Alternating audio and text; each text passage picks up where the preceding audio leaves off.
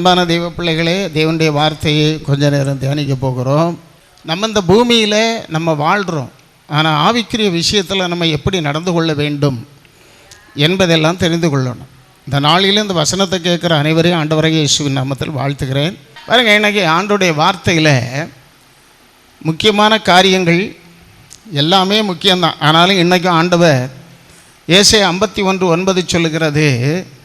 ஏசாயா தீர்க்க தரிசன புஸ்தகம் 59ஆம் அதிகாரம் 9ஆம் வசனம். எழும்பு எழும்பு பலன்கொள், எழும்பு எழும்பு பலன்கொள் ஆண்டவர் சொல்லார். அல்லேலூயா. தேவ பிள்ளைகளை பார்த்து ஆண்டவர் சொல்ல, நீ எழும்பு எழும்பு, ஆண்டவருக்காக எழும்பு, நீ பலன் கொள்ளும்படி எழும்பு. அல்லேலூயா. சும்மா வந்தோம் போனோம், நான் ஏதோ கிறிஸ்தவன், நான் கிறிஸ்தவா, நான் ஏதோ ஒரு அபிஷேகம் பண்ணப்பட்டேன், நான் அதோட வாழ்ந்து கொண்டு இருக்கிறேன்னு வாழியதில்லை. நீ எழும்பி பலன் கொள்ளணும். அல்லேலூயா. என்ன பலன்? ஆவிக்குரிய பலன். இப்போ அநேகர் சாப்பிட்றோம், பலன் கொள்ளுகிறோம், ஜிம்முக்கு போகிறோம், பலன் கொள்ளுகிறோம், எக்ஸசைஸ் பண்ணுகிறோம், அதில் உள்ள பலன் உடம்புக்கு உண்டு. ஆனால் ஆவியிலே பலன் இல்லை. அப்போ எழும்புனா தான் பலன் கொள்ள முடியும். கர்த்தருடைய பரிசுத்த நாமம் மகிமைப்படுவதாக. அப்போ நம்ம எழும்பணும், மனம் திரும்பணும், நாம் பலன் கொள்ளணும். என்ன ஆண்டோடைய பலன் எனக்கு வேணும் அப்படின்னு சொல்லிக்கிட்டு நம்ம பலன் கொள்ளணும். ஆனால் ஆண்டவர் நமக்கு பலனாக தான் இருக்கிறார். ஆதியாகமம் 15ஆம் அதிகாரம் 1ஆம் வசனம் சொல்லுது, இந்த காரியங்கள் நடந்த பின்பு ஆபிரகாமுக்கு தேவன் தரிசனமாகி லோத்தை கொண்டு போயிட்டானுவன் சோதோம் கொமோரா பட்டணத்தில். அப்போ ஆபிரகாம் போய் அதெல்லாம் மீட்டு கொடுப்பார். கொடுத்த பிறகு 15ஆம் அதிகாரம் 1 ஆண்டவர் சொல்றாரு, கர்த்தருடைய வார்த்தை ஆபிரகாமுக்கு தரிசனத்திலே உண்டாகி அவர், ஆபிரகாமே நீ பயப்படாத, நான் உனக்கு கேடகமும் உனக்கு மகா பெரிய பலனாய் இருக்கேன். கரங்களை தட்டி கர்த்தருக்கு ஸ்தோத்திரம் பண்ணுவோம். அல்லேலூயா. ஆபிரகாமின் விசுவாச மார்க்கத்தார் ஆபிரகாமோடு இணைக்கப்படுகிறார்கள், அவனுடைய ஆசீர்வாதத்தோடு இணைக்கப்படுகிறார்கள். கலாத்தியரில் நம்ம படிக்கிறோம். அப்போ பாருங்க, ஆபிரகாமுக்கு மகா பெரிய பலனாய் தேவன் இருந்தார், கேடகமாக இருந்தார். இன்னைக்கு உங்களுக்கு எனக்கும் அவர் மகா பெரிய பலனாய் இருக்கிறார். அல்லேலூயா. அவர் பலனாகிய கர்த்தர். தாவீது சொல்லும்போது என் பலனாகிய கர்த்தர். சங்கீதம் 18:32 சொல்லுகிறாரு, என்னை பலத்தால் இடைக்கட்டி என் வழியை செவைப்படுத்துகிறவர் தேவனே. அப்ப தேவன் மகா பலன் நமக்கு. ஆனால் நம்மளும் பலன் கொள்ளணும்னு விரும்புகிறார். ஒரு அப்பனுக்கு பிள்ளை ஒரு நோயாளியா, ஒரு பலவீனனா, ஒரு வாஞ்சானா இருக்கணும்னு விரும்புவாங்களா? நல்ல சூறாளியா, நல்ல பலமுள்ள பிள்ளையா இருக்கணும். அதுபோல் ஆவிக்குரிய விஷயத்தில் தேவ பிள்ளைகள் தேவனுடைய பலனை பெற்றுக்கொள்ளுகிறவர்களாக இருக்க வேண்டும். அல்லேலூயா. அதான் சொல்ல, நீ எழும்பு, தூங்கிட்டே இருக்காத, நீ என் பிள்ளை தான், நீ சும்மா இப்படியே சப்புன்னு நடக்காத, நீ எழும்பு. நீ எழும்புனாதான் தேவன் உன்னை பிரகாசிப்பிக்க முடியும். ஏதோ பொத்துக்கிட்டு வரணும், கொடுக்கப்பட்டதில் உண்மையா எழும்பி செயலாற்று. உனக்கு கொடுத்த தாளந்தை நீ பயன்படுத்து. அல்லேலூயா. விடிய விடிய கிடந்து தூங்காத, நேரமே எழும்பி பலன்கொள், ஜெபம் ஆவியின் பலன்கொள். பாருங்க, எப்படி பலன் கொள்வது? முதலாவது எப்படி பலன் கொள்வது? லூக்கா 24:49 ஆண்டவர் சொல்லாரு, என் பிதா வாக்குத்தத்தம் பண்ணினதை உங்களுக்கு நான் அனுப்பும் வரையிலும் நீங்கள் என்ன செய்ய, உன்னதத்திலிருந்து வருகிற பலத்தினால் தரிப்பிக்கப்படும் வரைக்கும் எருசலேமில் காத்திருங்கள். அப்ப எழும்பு பலன் கொள்ளணும்னா தேவனுக்கு காத்திருக்கணும். அல்லேலூயா. அப்பதான் பலன் கொள்ள முடியும். அல்லாம சும்மா பலன் கொள்ள இரவு பகல், இரவு ஜெபம், உபவாச ஜெபம், மற்ற காரியங்கள், தனி ஜெபம், இதில் எல்லாம் பலன் கொள்ள காது. நம்ம எதுக்கோ கடந்து ஜெபம் பண்ணிட்டு கிடக்கும். உலகத்துக்கே ஜெபம் பண்ணிட்டு இருக்கோம், உலக ஆசீர்வாதத்துக்கே ஜெபம் பண்ணிட்டு இருக்கோம், நம்ம பிரச்சனையே சொல்லி புலம்பிட்டு இருக்கிறோம். அதெல்லாம் ஜெபம். அப்படி உள்ளவர்கள் பலன் அடைய முடியாது. நல்லா பலன் கொள்ளணும். எப்படி? காத்திருக்கணும். உன்னதத்தில் இருந்து வருகிற பலத்தினால் தரிப்பிக்கப்படும் வரையிலும் எங்கே காத்திருக்கணும்? எருசலேமில் காத்துரு, தேவ சபையில் காத்துரு, தேவ காரியங்களில் முன்னுக்கு நின்று செயல்படு, காத்துரு. சபையில் வாரியா, உபாச கூட்டத்துக்கு வாரியா, ஒரு நேரம் உபாசம் ஒதுக்கி காத்துரு, வீட்டில் நல்ல ஜெபம் பண்ணிக்கிட்டு வா, ஆண்டவர் பலன் தருவார். அல்லேலூயா. அப்ப எந்த பலன்? பூமியில் உள்ள பலன் அல்ல, உன்னதத்திலிருந்து வருகிற பலத்தினால் இடைக்கட்டும் வரையிலும் உன்னதத்திலிருந்து வருகிற பலன். அப்படியானா தேவனிடத்திலிருந்து வருகிற பலன், தேவனிட பரத்திலிருந்து வருகிற நன்மையான ஈவுகளை பெற்றுக்கொள்ளும் வரையிலும் நம்ம என்ன செய்யணும்? காத்திருக்கணும். அந்த வாஞ்சை இல்லை, அந்த மைண்ட் இல்லை.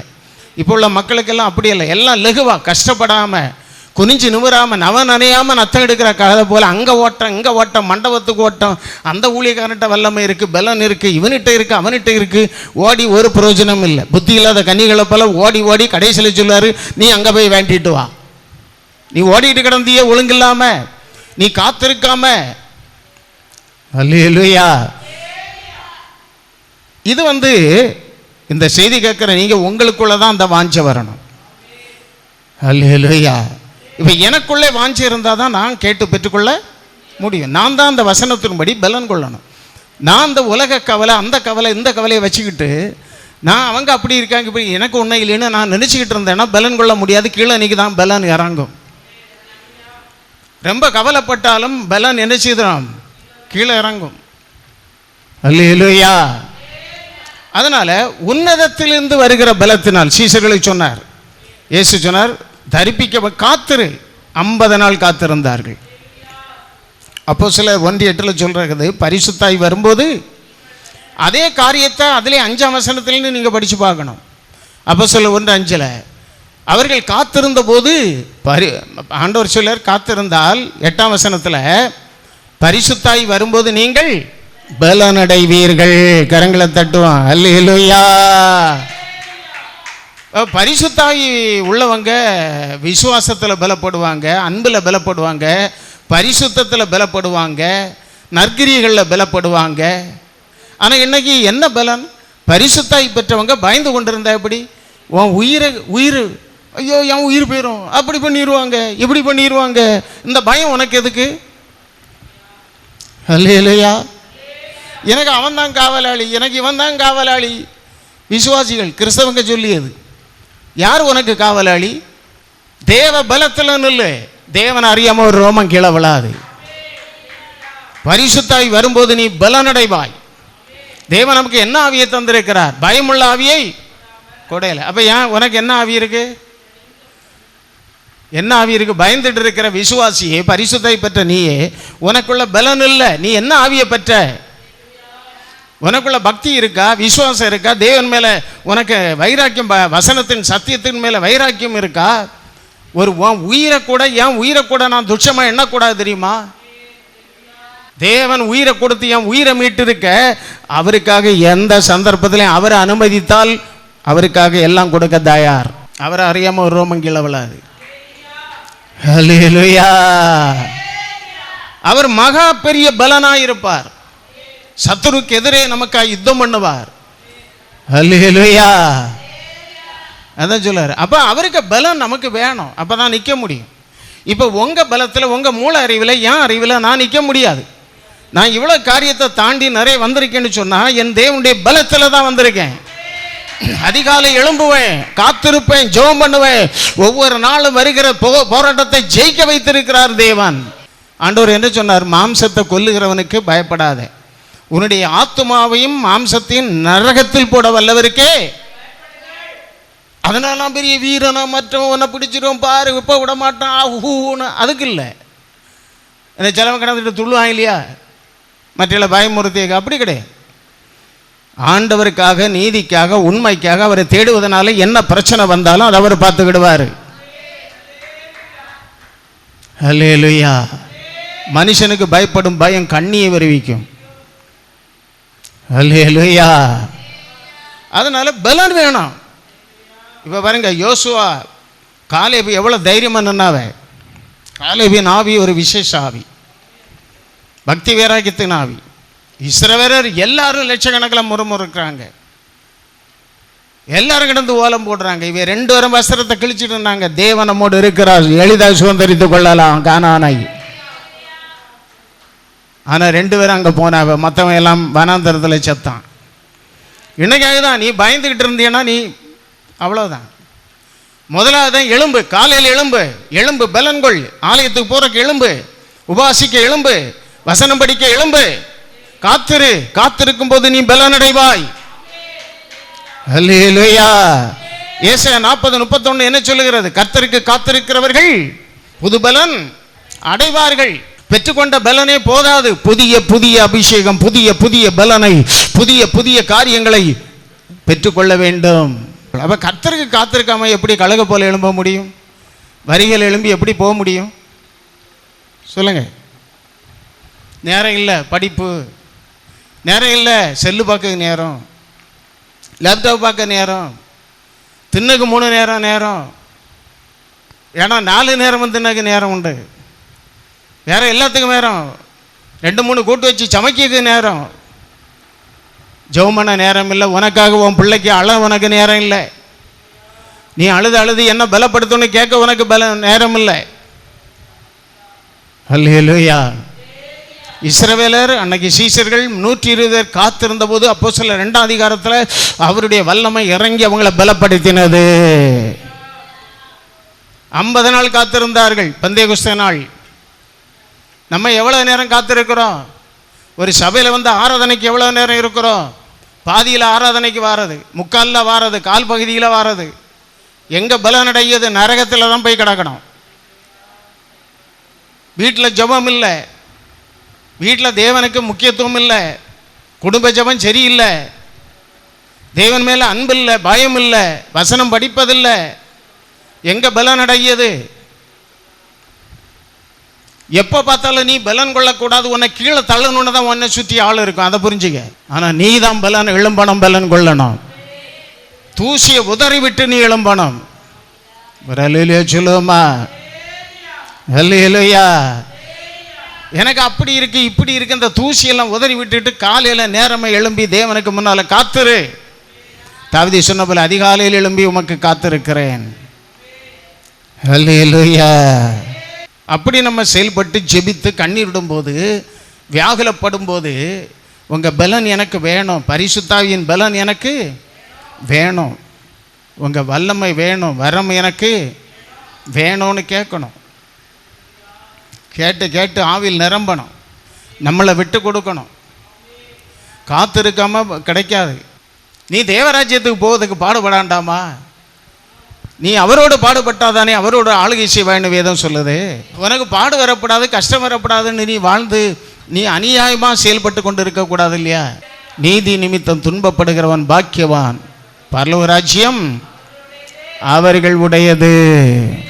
அல்லேலூயா. அதனால தேவன் நமக்கு பலனா இருக்கிறார். ஆனால் ஆண்டவர் விரும்புவது என்ன? அவருக்கு பலன், உன்னத பலனை நீங்களும் நானும் பெற்றுக்கொள்ளணும்.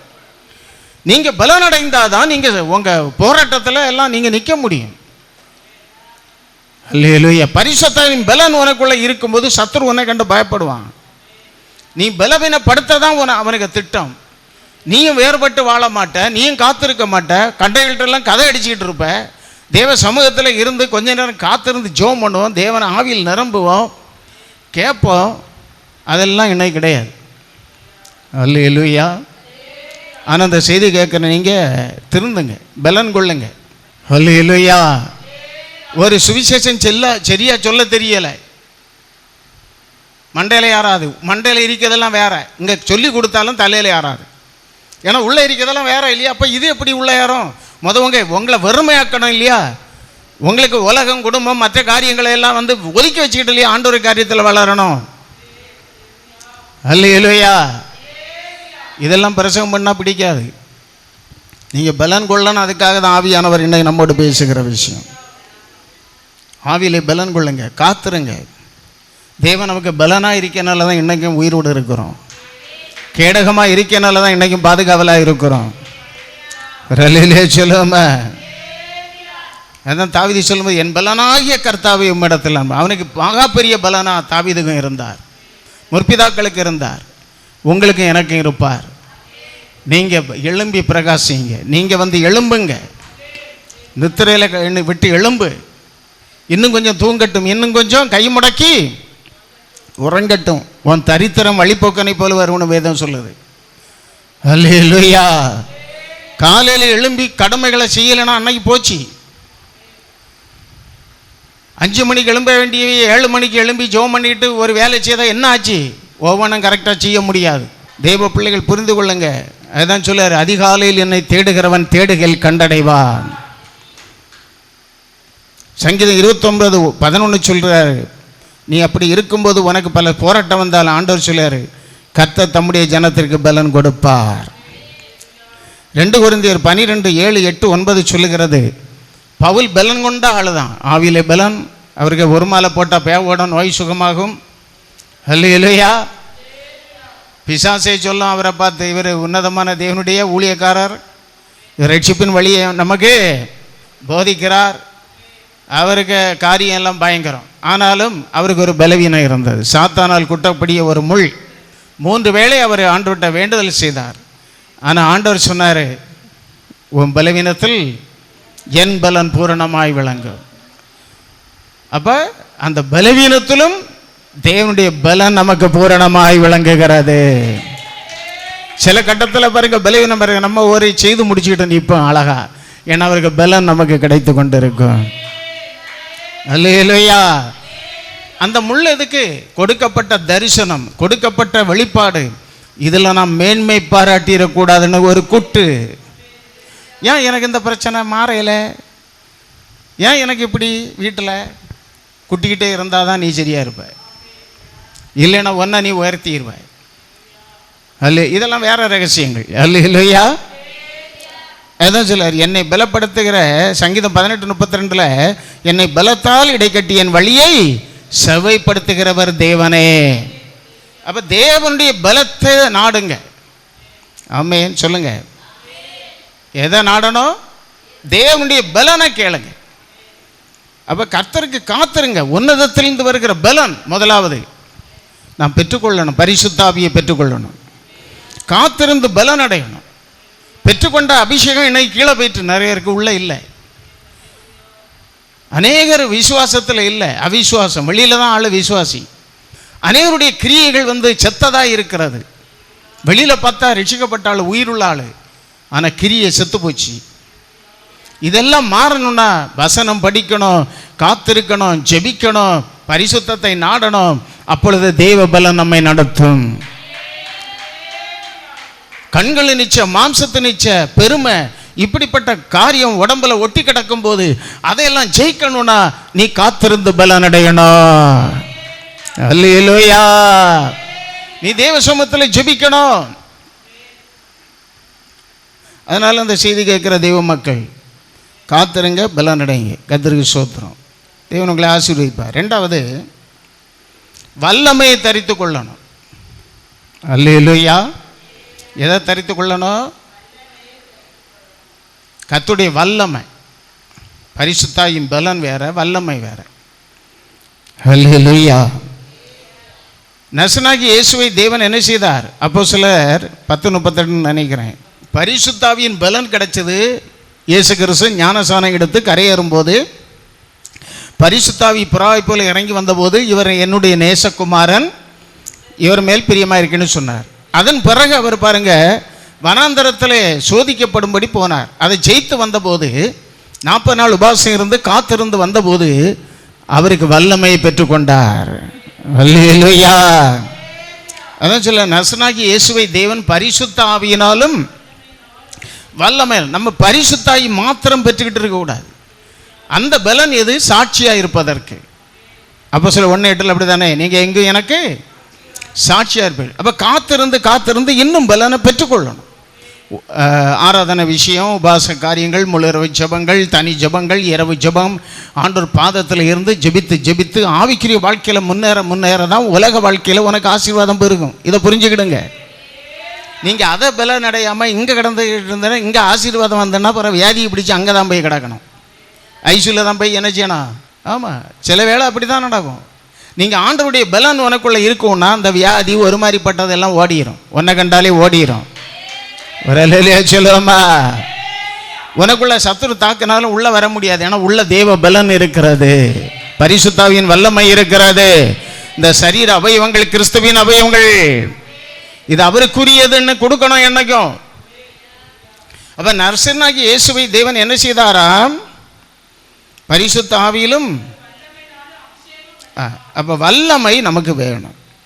அதுதான் ஏசாயா 52:1 சொல்லுது, எலும்பு எலும்பு சீயோனே உன் வல்லமையை தரித்துக்கொள். எதை தரித்து கொள்ளணும்? வல்லமை. அல்லேலூயா. ஆவியின் வரங்கள், வல்லமைகள்.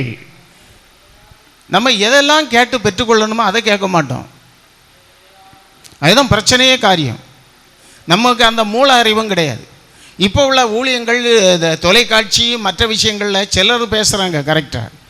மற்றதெல்லாம் அந்த உலக உனக்கு ஆறுதல், உனக்கு கை கால் இடுப்பொலியா, உனக்கு அந்த இடுப்பொலியை மாற்றுவார் ஆண்டவர், இப்போ அப்படி செய்வார், இப்படி சபைகளில் இதுதான் நடக்குது. இப்போ என்ன செய்யணும்? பலன் கொள்ளுங்க. அல்லேலூயா.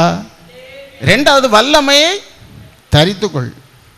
அதுதான் சங்கீதம் 105:4 படிக்கிறோம், கர்த்தரையும் அவருடைய வல்லமையும் நாடுங்கள், நித்தமும் அவருடைய சமூகத்தை தேடுங்க.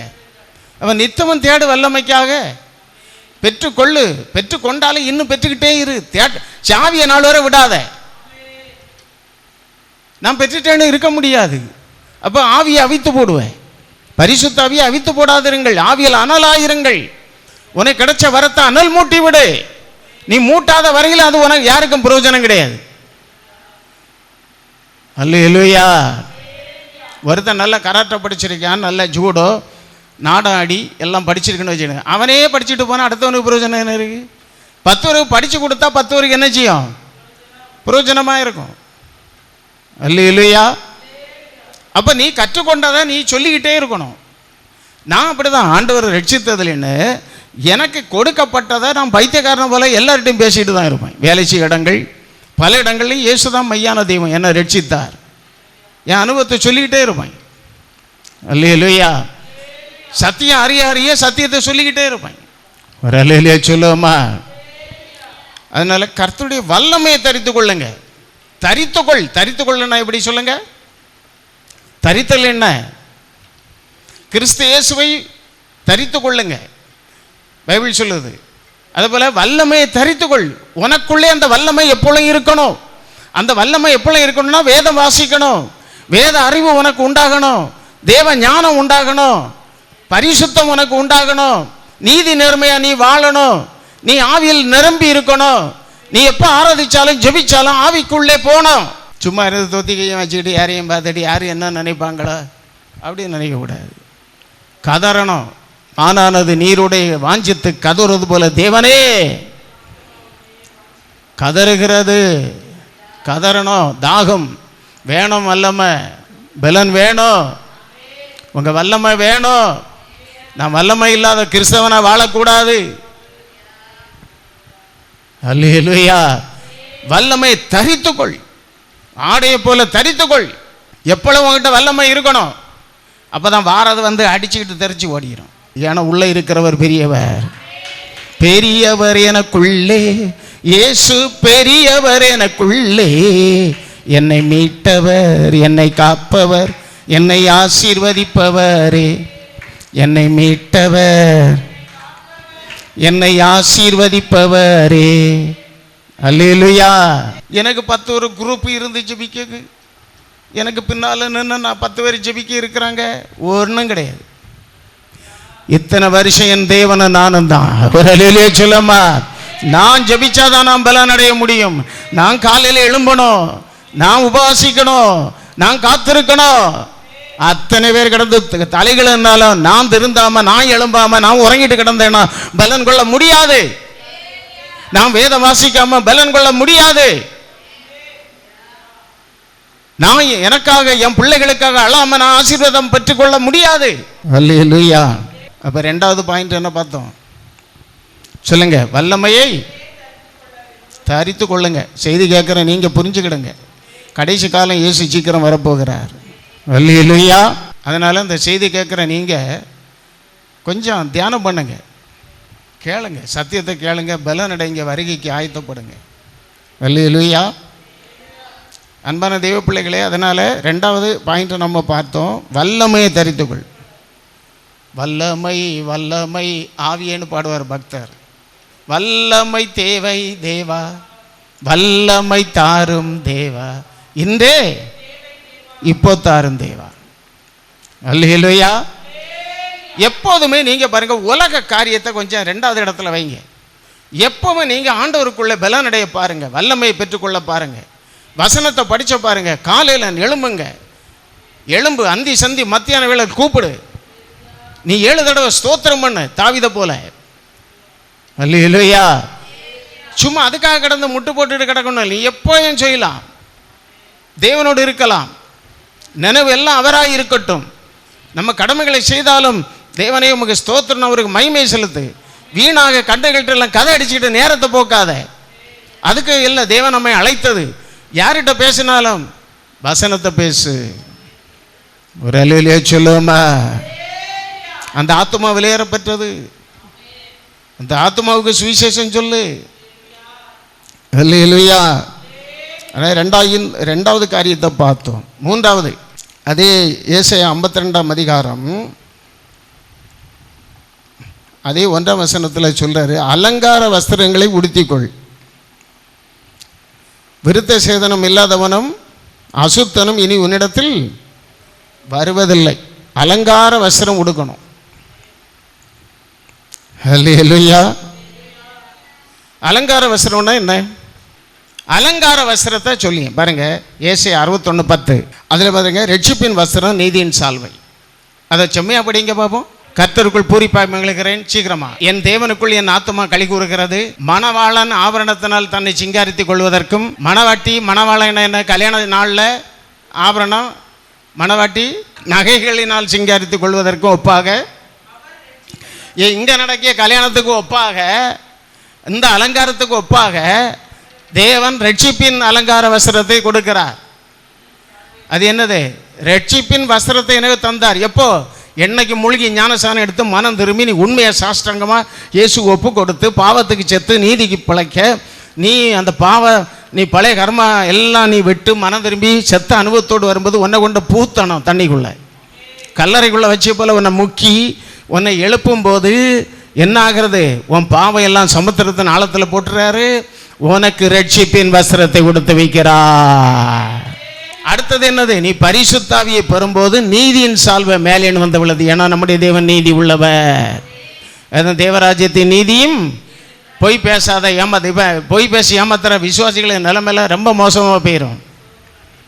துன்பம் வரக்கூடாது, கஷ்டம் வரக்கூடாது, காத்திருக்க கூடாது, எப்படியும் சம்பாதிக்கணும், வீழ போல ஆயிரணும், வீழ போல ஆகணும், வட்டி கொடுக்கணும், ஏமாற்றணும், லஞ்சம் வாங்கணும், இப்படி நடக்கிற விசுவாசிகள் தேவனுடைய ராஜ்யத்துக்குள் நுழைவதில்லை.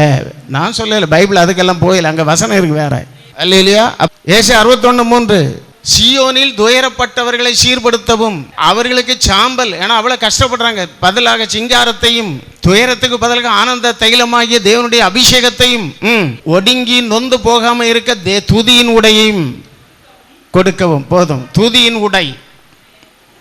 நீங்கள் வரைக்கும் எவ்வளோ ஒடுக்கம் கஷ்டம் இருந்தாலும் நல்லா துதிச்சு பாடி ஆண்டுகிட்ட பேட்டியல்னா அதெல்லாம் போயிடும். ஒரு அல்லேலூயா சொல்லுவோமா. இந்த துதியினுடைய இல்லாதனால தான் துதிக்க முடியலை. அநேகருக்கு தேவனை துதிக்க முடியலை. வேற எல்லாத்துக்கும் வாய் ஆணு பிளப்பாங்க, வேற எல்லாத்துக்கும் நல்ல சத்தமாக பேசுவாங்க. பாட சத்தம் வராது, துதிக்க வராது, கைத்தட்ட வராது. பாருங்க, செத்தங்கன்னு இருந்துக்கிட்டு படிய பாடு சிலர். துதியினுடைய இல்லை. அல்லேலூயா. அப்போ அது ஒரு அலங்கார வஸ்திரம். அல்லேலூயா. வெளிப்படுத்தல் 3:15 இல்லைன்னு 20 வரை படித்தா, வெளிப்படுத்தல் 3ஆம் அதிகாரம் திருப்பம் அப்படி 15 அதில் படித்தா 3ஆம் அதிகாரம் 15 20 வரை சர்தை சபையின் தூதனுக்கு என்ன சொல்ல? நீ அனலும் இல்லை, உன்னை வாந்தி பண்ணுவேன். அல்லேலூயா. ஒன்று அனல் அல்ல குளிராட்டாவது இரு, ஒன்று சரியாயிரு, இல்லைன்னா உலகத்தோட போயிரு. ஒன்று ஆண்டவர்களை சரியாயிரு, அனலாயிரு. அதுக்கு என்ன சொல்றாரு? நீ நிர்பாக்கியம் உள்ளவன், பரிதைக்கப்படவன் பட்டவன். ஆனால் நீ என்ன சொல்லிட்டு இருக்க? ஐஸ்வர்ய சம்பந்தன், எனக்கு ஒரு குறையும் இல்லைன்னு. ஆனால் ஆண்டவர் சொல்ல, நீ குருடன், தரித்திரன், நிர்வாணி. ஏன்னா ரட்சிப்பின் வஸ்திரத்தை பெற்றுக்கொள்ளல. அல்லேலூயா. அதான் பஸ்ல சொன்ன இல்லையா, ரட்சிப்பின் வஸ்திரம் நீதியின் சால்வை. அதை பெற்றுக்கொள்ளாத சபையில் இருக்கிற அத்தனை பேரும் நிர்வாணி. ஆனால் வெளியில் நல்ல ட்ரெஸ்ஸு தான். தேவன் பார்க்கும்போது நிர்வாணி, சாத்தான் உறிஞ்சி விட்ட நிர்வாணம் இருக்குது. அவனே கண்ணுக்கு நிர்வாணம். எப்போ ரட்சிப்புக்குள்ள வாரையோ உன் நிர்வாணம் மூடப்படுது. சொல்லுவோமா? ஒன்ன தேவன் இது கண்ணுக்கு தெரியாது அலங்கார வஸ்திரத்தால் நிரப்பி இருக்கிறார். அல்லேலூயா. வெளிப்படுத்தல் 3ஆம் அதிகாரத்தில் 5ஆம் வசனம் படிச்சிங்கன்னா, 1 படித்தா சபை சொல்லும்போது, நீ உயிர் உள்ளவன் என்று பெயர் பெற்றிருந்தும் செத்தவனாயிருக்கிறாய், உன் கிரியைகள் தேவனுக்கு முன்னால் நல்லா கிடையாது. அதுபோல் 5ஆம் வசனத்தில் என்ன சொல்லார்? ஜெயங்கொள்ளுகிறவன் எவனோ அவனுக்கு வெண்வஸ்திரம் தரிப்பிக்கப்படும், ஜீவ புஸ்தகத்திலிருந்தும் கிறுக்கி போடாமல். அப்போ ஜீவ புஸ்தகத்தில் பேர் எழுதினாலும் கிறுக்கி போட முடியும். உன் கிரியை செத்ததாக இருந்தா, நீ கீழ்ப்படியாத ஆளாக இருந்தா, நீ சொன்னால் கேட்காத ஆளாக இருந்தா, நீ வேதனை கொடுக்குற ஆளாக இருந்தா, ஆண்டவர் எவ்வளோ எச்சரித்தும் பரிசுத்தாவி இடம் கொடுக்காம இருந்தேன்னா பேர் கிறுக்கப்படும்.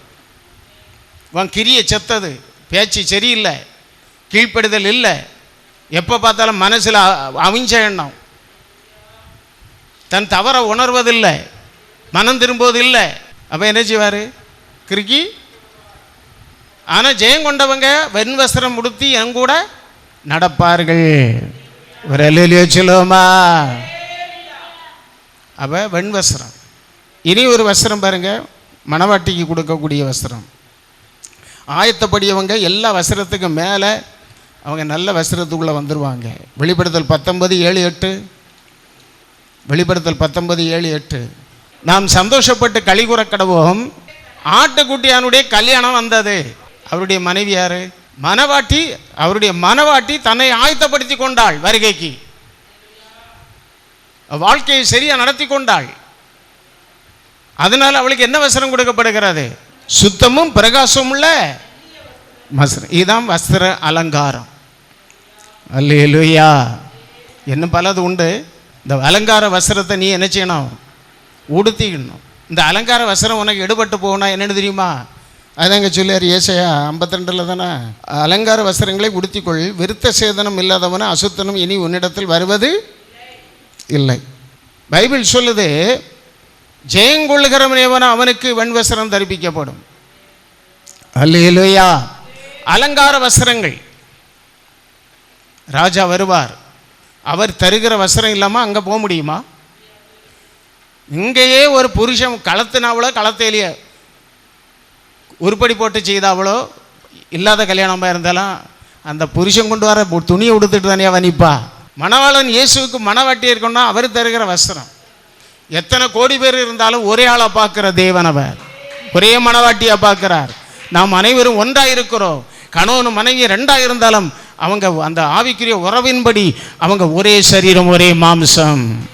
நம்ம அவருடைய எலும்புக்கு சதைக்கும் உரியவர்களாக இருக்கிறோம். கிறிஸ்துவின் நம்முடைய அவயவங்கள் கிறிஸ்துவின் அவயவங்கள் என்பதை அறியாது இருக்கிறீர்களா? நாம் தேவனுடையவர்கள். அல்லேலூயா. அலங்கார வஸ்திரத்தை என்ன செய்யணும்? தரித்து கொள்ளணும். இதெல்லாம் உறங்கி நடக்காது.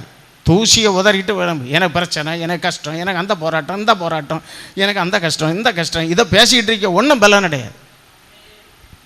முறுமுறுப்பு, பிறபிறப்பு, இது ஒன்றும் பலன் கிடையாது. இதெல்லாம் தேவன் மேலே ஆசை வச்சு, அன்பு வச்சு, தாகம் கொண்டு நான் இதை அடையணும். நிறைய பேர் அபிஷேகத்தை இழந்தாவ, அநேகர் ரட்சிப்பை இழந்திருக்காங்க தெரியுமா? அனைவருடைய பெயர் புலிதில் எழுதப்பட்டிருக்கு தெரியுமா? ஜீவவசத்தில் எனக்கு இருக்கி. இதெல்லாம் தெரியாது. இங்கே அன்பாக இருக்கிறார், இங்கே வந்து தலையில் இப்போ கொட்டிடுவாருன்னு பேசிக்கிட்டு இருப்பாவ. தேவன் உன்னை நேசிக்கிறார், நேசிக்க தான் செய்யாரு. நேசிக்கனால தான் இப்போ என்ன கொண்டு கடிந்து கொள்றாரு, என்ன கொண்டு இந்த புத்தியை உணர்த்துறாரு திருந்தக்க வேண்டி. ஹல்லேலூயா. நீ எதை பெற்றுக்கொள்ளணுமோ அதை பெற்றுக்கொள்ள மாட்டேன், எதை தேடணுமோ அதை தேட மாட்டேன், அல்லாததெல்லாம் தேடி அலைவேன். அப்படிதான் இன்னைக்கு நடக்கும் உலகத்தில். ஹல்லேலூயா. அன்பான தெய்வ பிள்ளைகளே, அதனால் என்ன செய்யணும்? உறங்கிட்டு கிடந்தா பிரயோஜனம் கிடையாது. எலும்பு பலன்கொள். அல்லேலூயா. எலும்பு வல்லமையை தரித்து கொள்ளு. எழும்பணும். நான் பெற்றுக்கொள்ளணும்னு எழும்பணும், கர்த்தருக்காக ஓடணும், சபைக்கு ஓடணும், தனியாக வந்து காத்து கிடந்து ஜெபிக்கணும், உபவாச கூட்டத்தில் ஜெபிக்கணும். சும்மா எல்லாம் பிடிச்சி அடக்கி வச்சுக்கிட்டு ஒன்றும் எழும்ப முடியாது. உலகத்தையும் நீங்கள் உலக காரியத்தை நேசித்து யாரும் முன்னுக்கு வரவே ஆவிக்குரிய வாழ்க்கையில் வர முடியாது. உலகத்தில் பக்கவாட பெருகும். தேவன் நமக்கு மகா பலனாக இருக்கிறார், நம்ம வழியை சுவைப்படுத்துவார். அல்லேலூயா சொல்லுங்கள். எனக்கு மகா பலனாயிரும், என்னை பலப்படுத்தும். ஆண்டவரே எனக்கு நான் பலன் கொள்ள நீ தான் எழும்பணும், நீ தான் தூசியை உதறி விட்டுட்டு ஓடணும், நீ தான் உன் பிரச்சனைகளை எல்லாம் ஒதுக்கி வச்சுக்கிட்டு ஓடணும், நீ தான் தேவனை தேடணும், காலையில் எழும்பணும். வேறு எல்லாத்தையும் எழும்பி ஓடுவிய. தேவ சமூகத்தில் டெய்லி ஒழுங்காக காத்துரு. ராத்திரி முழிப்பு வந்துட்டா 3 மணிக்கு ஜெபம் பண்ணு, 1 மணி நேரம் ஜெபம் பண்ணிக்கிட்டு வேண்டாம் கொஞ்சம் பாடு. ஒரு அலையிலே சொல்லுவோமா, பலன்கொள், நல்ல துதி, அன்பு கூறு, ஆராதி. ஆண்டவரே இந்த நாளை தருகிறேன், கண்மணி போல காத்துக்கிடுங்கன்னு சொல்லு. அது மாத்திரமில்லை, இன்னைக்கு ஒரு புதிய அபிஷேகம் தார், அந்த நாளை ஜெயிக்க எனக்கு பலன் தாருன்னு கேளு. பரிசுத்தமாக வாழ கிருபை தாருன்னு கேளு. சோதனை தீமைகள் அணுகாம குடும்பத்தையும் எல்லாரையும் காத்துக்கொள்ளுங்கன்னு ஜெபம் பண்ணு. அல்லேலூயா. ஒவ்வொரு நாளும் எழும்பி சபை கூடி வருதெல்லாம் பிந்தப்படாது, எல்லாம் முன்னுக்கு வந்திருந்து ஜெபிக்கணும். அப்போ தான் நீ பலன் கொள்ள முடியும். வந்திருந்து இந்த ஊழியம் வளரணும், இந்த சபை ஆசீர்வதிக்கணும், அபிஷேகம் இறங்கணும், ஜனங்கள் ஆண்டவரே நித்திய ஜீவனை அடையணும், பரிசுத்தம் அடையணும், ஊழியரை வல்லமையை பயன்படுத்தணும். இதெல்லாம் ஜெபம் பண்ணணும். சும்மா வந்தேன் இருந்தேன் போனேன், ஒரு கனி இல்லை, ஒரு பிரயோஜனம் கிடையாது. அல்லேலூயா. அப்படி பழகுங்க. இந்த செய்தி கேட்குற எல்லாரும் உங்கள் சபைகள்லையும் அப்படி பழகுங்க, கனி கொடுங்க. அல்லேலூயா. ஆண்டவர் உங்களை ஆசீர்வதிப்பாராக. எழும்புங்க. நீங்கள் தான் எழும்பணும், நீங்கள் தான் கீழ்ப்படியணும், நீங்கள் தான் வாஞ்சிக்கணும், நீங்கள் தான் தாங்க கொள்ளணும், நீங்கள் தான் பெற்றுக்கொள்ள வேண்டும் என்று கேட்கணும். கேட்குறவனுக்கு தேவன் கொடுப்பார். நீங்கள் தான் அர்ப்பணிக்கணும், நீங்கள் தான் தியாகம் பண்ணணும். ஆமாம், நான் பிரசங்கம் பண்ணுவேன், நான் தியாகம் பண்ணால் நான் பெற்றுக்கிடுவேன். உங்களுக்கு போதிக்கிறேன், ஆவியானவர் எச்சரித்த எனக்கு சொன்னதை போதிக்கிறேன், வசனத்தை சரியாக போதிக்கிறேன், எச்சரிப்போடு போதிக்கிறேன். அல்லேலூயா. அப்படி ஜெபம் பண்ண ஆரம்பிங்க. வீணா நேரத்தை அடிக்காதுங்க, யார்கிட்டையும் கதை பேசாதுங்க. அல்லேலூயா. நீ எப்படி இருக்க, உன் பிள்ளை எப்படி இருக்கு, நீ போய் அங்கே செடி இல்லைன்னா நீ காப்பாற்றிக்கிட்டு வா, கஷ்டம்னா நீ பணம் கொடுத்துட்டு வா, அப்படின்னா போய் விசாரி. உன் வீடே உன் குடும்பமே கடந்து கஷ்டப்படுது, நீ கண்டெல்லாம் கதை அடிச்சுட்டு நடக்காதுங்க. ஜெபம் பண்ணு, பைபிளை படி, நல்ல குடும்பத்துக்கு ஜெபம் பண்ணு, உன் பிள்ளைகளுக்காக அழு, உன் குடும்பத்துக்கு அழு. வரக்கூடிய காலங்கள் எல்லாம் எவ்வளோ பயங்கரம், அதில் யாரும் சிக்கிக்கொள்ளாமல் இருக்கு. ஜெபம் பண்ணு. அல்லேலூயா. டெய்லி ஜெபம் பண்ணு. ஜெபம் பண்ணினா ஜெயந்தான். தேவன் அந்த வார்த்தையின்படி உங்களை ஆசீர்வதிப்பாராக. அல்லேலூயா.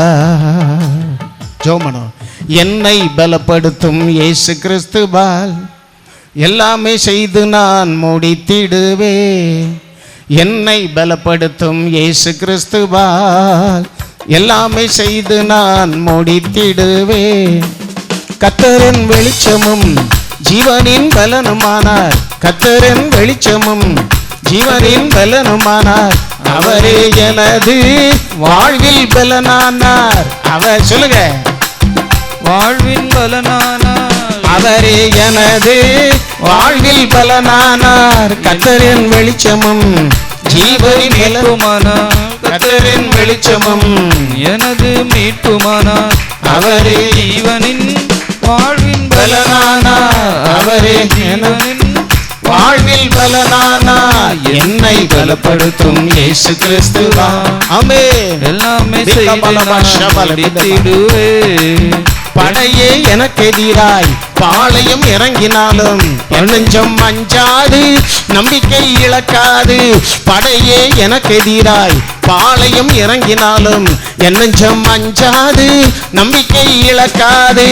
என்னை பலப்படுத்தும் இயேசு கிறிஸ்துவால் எல்லாமே செய்து நான் முடித்திடுவேன். ஓ, என்னை பலப்படுத்தும் இயேசு கிறிஸ்துவா எல்லாமே செய்து நான் முடித்திடுவேன். கரங்களை தட்டி தேவனை துதிங்க. ஆண்டவரே, இன்று முதல் ஜெபிக்க எனக்கு கிருபை தாரும். இன்னும் நான் பலன் கொள்ளணும், இன்னும் உங்க வல்லமை எனக்கு வேணும், இன்னும் அலங்கார வஸ்திரங்களை உடுத்தி கொள்ளணும், என் வஸ்திரம் கரைப்படக்கூடாது. வேதம் சொல்லுகிறது, உன் வஸ்திரத்தை காத்துக்கொள். ஓ திருடனை போல் வரப்போகிறேன், உன் மானம் காணத்தக்கதாக நீ நிர்வாணமாய் நடவாதபடி ஓ உனக்கு கிடைச்ச வஸ்திரங்களை காத்துக்கொள். இயேசு வரப்போகிறார். அலங்கார வஸ்திரங்களை உடுத்திக்கொள். துரிச்சைகளுக்கு நேராக உடலை பேணாத கர்த்தராகிய இயேசு கிறிஸ்துவை தரித்துக்கொள். உன் உடலை பேணுவதற்கு எவ்வளவு நேரம் நீ கொடுக்கிறாய்? தேவனுக்கு என்ன நேரம் கொடுக்கிறாய்? தேவ சபைக்கு எவ்வளவு நேரம் கொடுக்கிறாய்?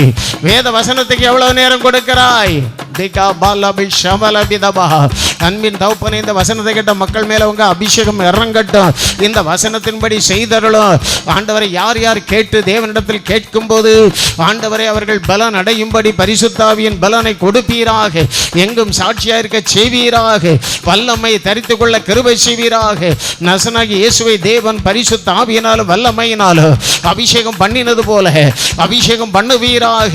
அலங்கார வஸ்திரம் ஆண்டவரை அசுத்தனும் தீட்டுள்ளதும் ஒன்றும் அணுகாதபடி, பரிசுத்த கேடு வராதபடி, வஸ்திரத்தை இழந்து விடாதபடி, ரட்சிப்பின் வஸ்திரத்தை இழந்து விடாதபடி ஆண்டவரை அலங்கார வஸ்திரத்தை உடுத்தி கொண்டு மணவாளனுக்கு தன்னை ஆயத்தப்படுத்திக் கொள்ள, பரிசுத்தத்தை காத்துக்கொள்ள ஆண்டவர் ஒவ்வொருத்தருக்கும் உதவி செய்வீராக.